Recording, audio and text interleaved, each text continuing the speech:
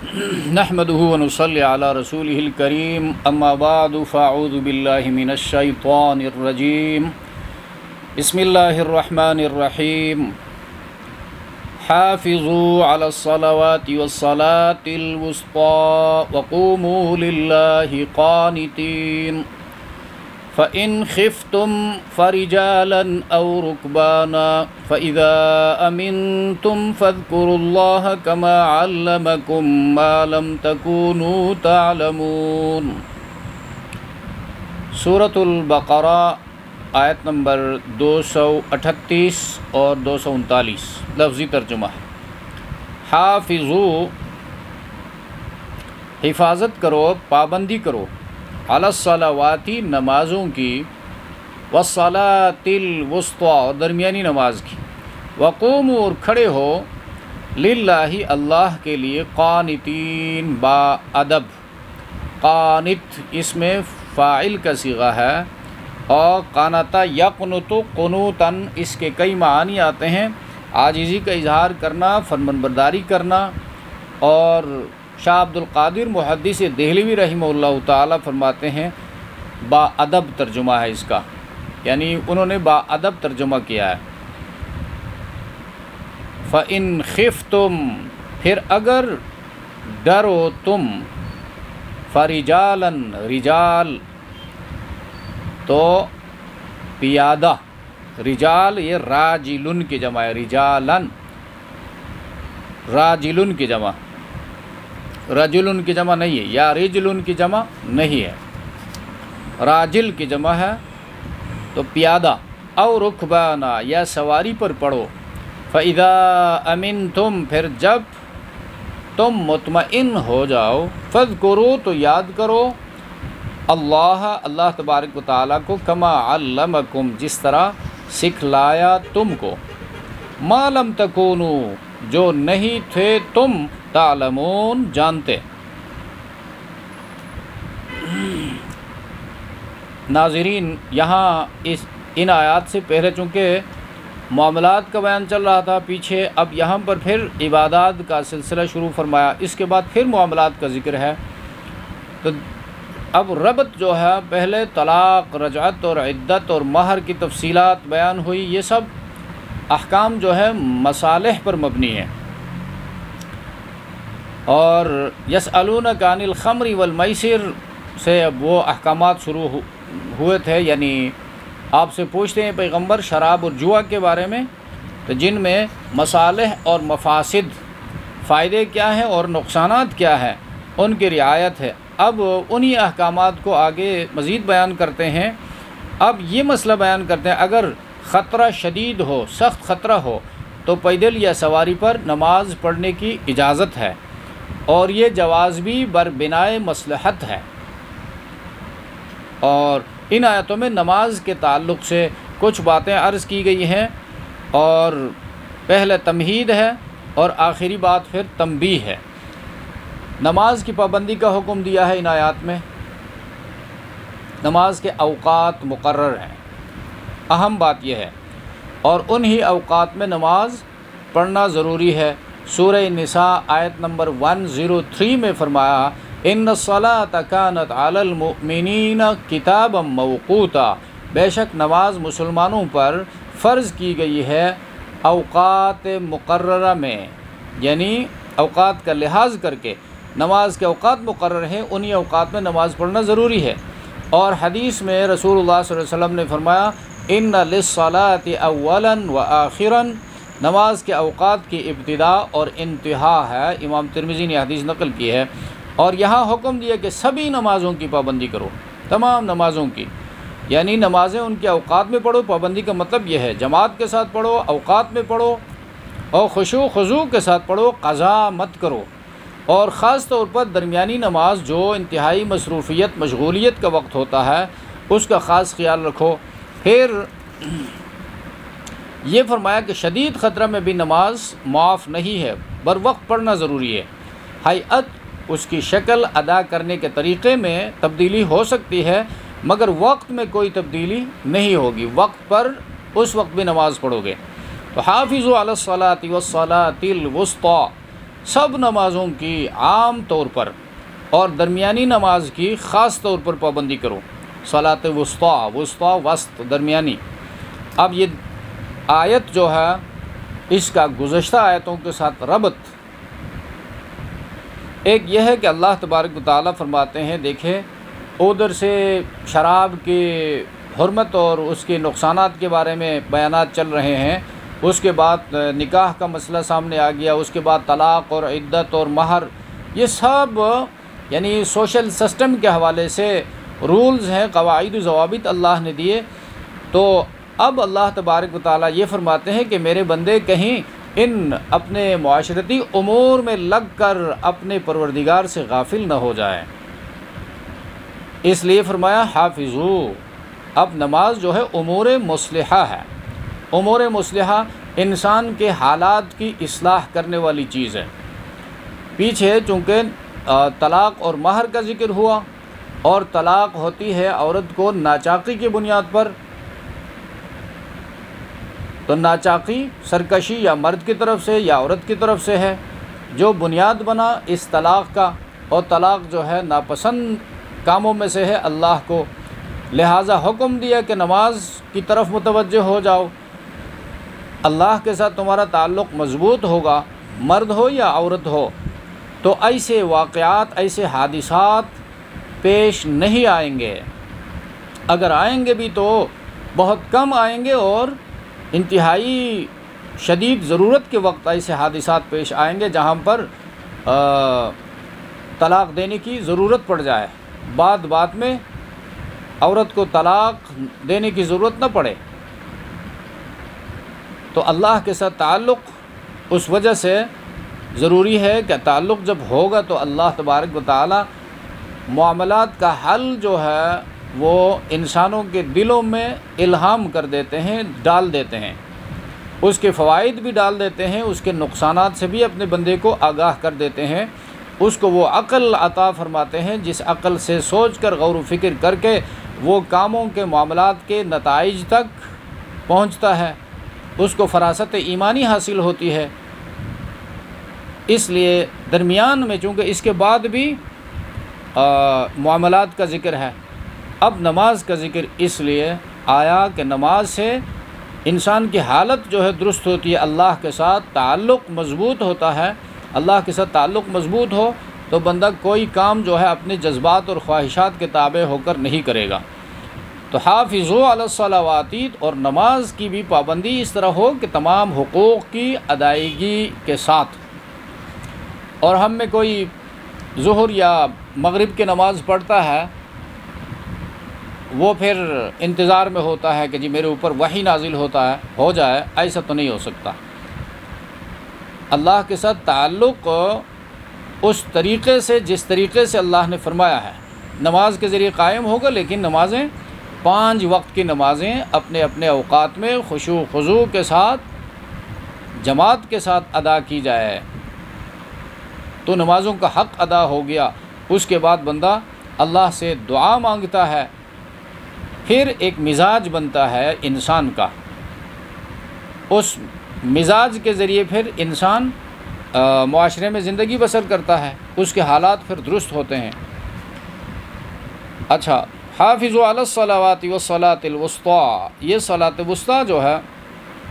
درمیانی نماز کون سی ہے، اس حوالے سے کئی حدیثوں میں یہ بات آئی ہے کہ درمیانی نماز عصر کی نماز، کیونکہ ایک طرف جو ہے فجر اور ظہر کی نمازیں ہیں اور دوسری طرف مغرب اور عشاء کی نماز، تو درمیانی نماز عصر کی نماز ہو گئی۔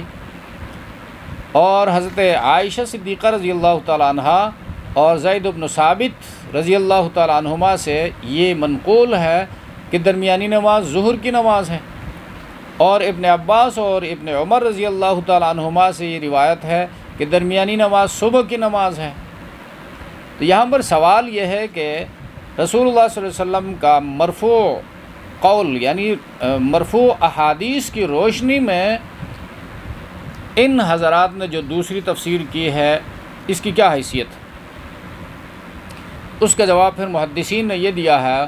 کہ نبی علیہ الصلوۃ والسلام نے نماز عصر کو صلاۃ وسطیٰ کا مصداق اس لیے قرار نہیں دیا تھا کہ وہ عصر کی نماز ہے، بلکہ اس نماز میں لوگوں کے غفلت کی وجہ سے اس زمانے میں عصر کی نماز کے وقت لوگ نہایت غفلت میں پڑ گئے، نماز کی طرف آنے میں سستی کرنے لگے، تو رسول اللہ صلی اللہ علیہ وسلم نے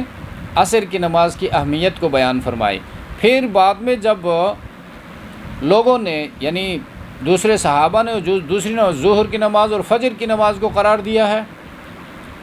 ان کے زمانے میں لوگ ظہر کی نماز میں اس طرح غافل ہو گئے تو انہوں نے کہا صلاۃ وسطیٰ ظہر کی نماز ہے، لہٰذا خاص اس کا اہتمام کرو۔ لوگ اس میں مشغول ہو گئے تھے اپنے کاموں میں، اپنے بزنس میں۔ اسی طرح جو فجر کی نماز ہے، دوسرے صحابہ نے جو فجر کی نماز بتائی ہے، اس زمانے میں فجر کی نماز میں لوگ انتہائی غفلت کا مظاہرہ کرتے تھے، لہذا انہوں نے کہا کہ وسطیٰ جو ہے یہ فجر کی نماز ہے۔ تو نماز کی اہمیت کو بیان کرنے کے لیے وسطیٰ کو عصر کی نماز قرار دیا تھا اللہ کے رسول نے، اور آیت سے جو ہے 5 نمازوں کا ثبوت ملتا ہے۔ دیکھیں اب یہ آیت اس بات کی بھی دلیل ہے کہ نمازیں 5 ہیں، کیونکہ صلاۃ وسطیٰ کا حافظوا علی الصلوات والصلاۃ الوسطیٰ واو عاطفہ ہے، صلاۃ وسطیٰ کا عطف جو ہے وہ صلوات پر ہے، اور عربی قواعد کی روح سے یہ بات ضروری ہے کہ صلاۃ وسطیٰ یہ صلوات میں پہلے جو صلوات لفظ آیا ہے اس میں شامل نہ ہو، کیونکہ عطف مغایرت کو چاہتا ہے، دونوں الگ الگ ہونے کو ظاہر کر رہا ہے۔ اور صلوات کا اطلاق جو ہے اپلیکیشن صلوات کا جمع ہونے کی وجہ سے اسے کا جمع کا اطلاق عربی گرامر کی روح سے کم از کم 3 پر ہوگا، لیکن اگر اسے 3 نمازیں مراد ہوں تو صلاۃ وسطیٰ چوتھی نماز ہوگی، اور 4 نمازوں میں کوئی نماز جو ہے بیچ کی نماز نہیں ہو سکتی۔ بیچ کی نماز یہ اسی وقت ہو سکتی ہے جب طاق عدد ہو، اس لیے ماننا پڑے گا کہ صلوات سے 4 نمازیں اور صلاۃ وسطیٰ سے 5ویں نماز مراد ہے، لہٰذا 5 نمازوں کا ثبوت خود قرآن مجید سے ہے، اور جو 5 نمازوں کا منکر ہے وہ دائرہ اسلام سے خارج ہے، اس کو مسلمان نہیں کہا جا سکتا، مسلمان اس کا جنازہ نہیں پڑھا سکتے، اور اس کے لیے مسلمان دعائے مغفرت نہیں کر سکتا، اور مسلمانوں کے قبرستان میں وہ دفن نہیں ہو سکتا۔ یہ کفر کی وجہ سے احکامات اتنے چینج ہو گئے۔ اور دوسری بات یہاں پر یہ ہے، نماز میں قوموا للہ قانتین جو کہا ہے، نماز میں با ادب کھڑا ہونا چاہیے۔ نماز کے لیے کیا ہیں؟ فرائض ہیں، واجبات ہیں، سنن ہیں اور آداب ہیں، اسی طرح اس کے لیے نواقض ہیں، اور یعنی نماز کو توڑنے والی چیزیں ہیں اور مکروہات ہیں۔ تو نماز میں سب کی رعایت ضروری ہے، صحیح طریقے سے نماز کا حق اہتمام کے ساتھ ادا کیا جائے۔ تو اقامت کا لفظ آیا نا قرآن میں، اقامت الشیء توفیۃ حقہ، کسی چیز کا پورا حق ادا کرنا اقامت کہلاتا ہے۔ تو لفظ ادب جو ہے، ادب قوموا للہ قانتین، ادب کے ساتھ کھڑے ہو جاؤ۔ تو اب دیکھیں نماز میں فرض نہیں رہے گا تو نماز باطل ہوگی، واجب چھوٹ جائے گا تو پھر سجدہ سہو لازم ہوگا، سنت چھوڑ دے گا تو نماز میں کمی واقع ہوگی، اور ادب کی رعایت نہیں کرے گا تو نماز بے رونق ہوگی۔ اسی طرح نواقض سے نماز ٹوٹ جاتی ہے، نماز میں کھانے پینے اور بات کرنے سے نماز ٹوٹ جاتی ہے۔ آج کل لوگ موبائل نکالتے ہیں اور بس جب باہر سے کال آتی ہے اس کال کو جیب سے موبائل نکال کر اس کال کو بند کر کے موبائل پھر بند کر کے جیب میں رکھتے ہیں۔ بھئی اتنی مدت میں نماز ٹوٹ گئی، یہ اپنا شوق پورا کر رہے ہیں اور ایکسرسائز ہے۔ اس لیے کہ عبادت اور عادت میں کچھ فرق ہونا چاہیے۔ اور پھر بعض خصوصاً عورتیں جو ہے پلیٹ فارم میں، ریلوے پلیٹ فارم میں ہیں یا پبلک پارک میں ہیں، وہ بیٹھ کر نماز پڑھتی ہیں، تو فرض نماز میں بیٹھ کر نماز نہیں ہوتی، فرض نماز میں قیام فرض ہے، جب فرض رہ جائے تو نماز نہیں ہوتی ہے۔ 3-4 کلومیٹر کی جو ہے چکر لگاتی ہیں عورتیں، گشت کرتی ہیں، ایون کہیں پارک میں جو ہے وہ ورزش کے لیے جاتی ہیں، آدھا گھنٹہ 40 منٹ 1 گھنٹہ جو ہے گھوم پھیر کر ورزش کرتی ہیں، اللہ کے حضور 2 منٹ کے لیے وہ کھڑی نہیں ہو سکتی، یہ بہانہ ہے اور شیطان کا دھوکہ ہے کہ جی ہم سے کھڑا نہیں ہو سکتا اور وزن زیادہ ہے یا کمزوری ہے، تو کمزوری ہے 1 گھنٹے تک تم چکر مار رہی تھی، گشت کر رہی تھی، اس میں کمزوری نہیں تھی۔ اللہ کے حضور قیام میں کتنا وقت لگتا ہے؟ 3 منٹ 4 منٹ میں الحمدو کے ساتھ بندہ سورت پڑھتا ہے، تو بیٹھ کر جو ہے وہ اپنا شوق پورا کر رہی ہیں، اس کو عبادت نہیں کہا جا سکتا۔ فرض جب چھوٹ گیا تو نماز ہوئی ہی نہیں، سرے سے نماز منعقد ہی نہیں ہوئی ہے، تو نماز کس طرح ہوتی ہے؟ وَقُومُوا لِلَّهِ قَانِتِينَ، اور اللہ کے سامنے با ادب کھڑے رہو، یعنی مامورات جن کاموں کا حکم دیا ہے اور منہیات جن سے روکا ہے ان کی رعایت کر کے بروقت نماز پڑھو، اور نماز میں کلام کی ممانعت ہے، اجازت نہیں ہے۔ پہلے نماز میں ضروری بات چیت کرتے تھے، سلام کا جواب بھی دیتے تھے ابتدائی اسلام میں، جب یہ آیت نازل ہوئی تو لوگوں کو نماز میں خاموش رہنے کا حکم دیا۔ اب نماز میں کلام کی بالکل گنجائش نہیں ہے۔ اور تیسری بات اس آیت میں یہ ہے فَإِذَا أَمِنْتُمْ فَإِنْ خِفْتُمْ فَرِجَالًا أَوْ رُكْبَانًا، اگر تم کو اندیشہ ہو تو پیدل یا سواری پر چڑھے ہوئے نماز پڑھ لیا کرو۔ شدید خوف ہو تو صلاۃ الخوف پڑھنے کی کوئی صورت نہ ہو تو نماز کیسے پڑھے؟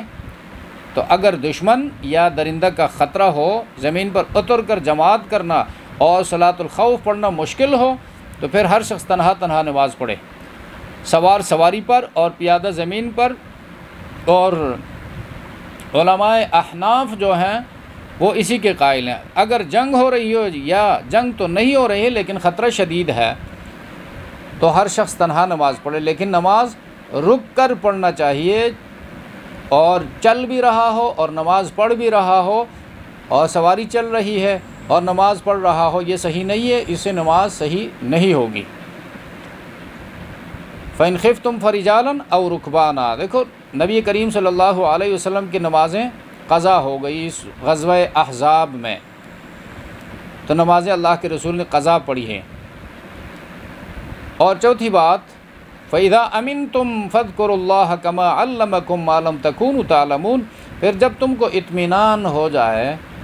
یعنی حالات معمول پر آ جائے، تو اللہ تعالیٰ کو اس طرح یاد کرو، یعنی نماز پڑھو جس طرح تم کو سکھلایا ہے، وہ طریقہ جو تم نہیں جانتے تھے۔ یہ تنبیہ ہے، خبرداری ہے، جب امن ہو جائے تو نیچے اتر کر رکوع سجدہ کے ساتھ قبلہ رخ ہو کر نماز ادا کی جائے۔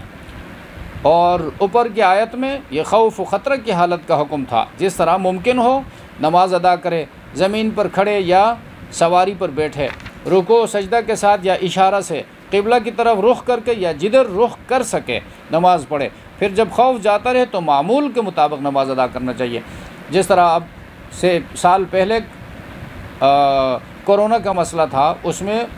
وبائی مرض، اور علماء نے فتویٰ دیا تھا کہ بھئی اپنے گھروں میں نماز پڑھو یا مسجدوں میں 3 فٹ کے فاصلے پر کھڑے ہو کر نماز پڑھو۔ تو اب اس کا مطلب یہ نہیں، اب کورونا ختم ہو گیا، جب ختم ہو گیا ہے تو پھر حالات اپنے معمول پر آ گئے ہیں، تو اب پوری جماعت کے ساتھ مسجد میں حاضر ہو کر اور اپنے اپنے اوقات میں نماز پڑھیں گے۔ ہم یہ نہیں کہیں گے کہ اس سال پہلے تو علماء نے یہ فتویٰ دیا تھا اور وہی فتویٰ اب بھی جاری ہے، نہیں، وہ فتویٰ ان حالات کے لیے تھا، وہ حالات ختم ہو گئے تو حکم بھی ختم ہو گیا، معمول کے مطابق مسجد میں حاضری پھر ضروری ہوگا، ورنہ مساجد ویران ہو جائیں گے۔ مسجدوں کو آباد کرنے کا حکم ہے، تو مسجدوں کو کون آباد کرے گا؟ لہٰذا دین کو سمجھنا ضروری ہے۔ اللہ تبارک و تعالیٰ ہم سب کو سمجھ عطا فرمائے۔ سبحان ربک رب العزت عما یصفون وسلام علی المرسلین والحمد للہ رب العالمین، آمین۔